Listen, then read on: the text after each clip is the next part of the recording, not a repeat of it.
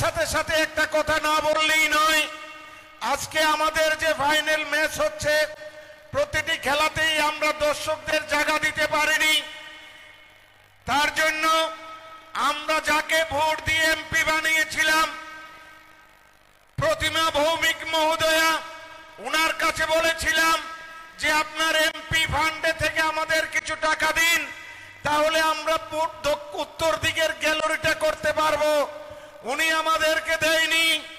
তারপর আমরা যাকে ভোট দিয়ে পাশ করেছি বিপ্লব দেব মহোদয় এমপি, তিনিও উনাকে বলেছিলাম যে আমাদের কিছু টাকা দেওয়ার জন্য দেয়নি। কিন্তু যাকে ভোট দেয়নি বন্ধু, আপনারা কেউ ভোট দেননি, কিন্তু আমি দিয়েছিলাম একটা ভোট।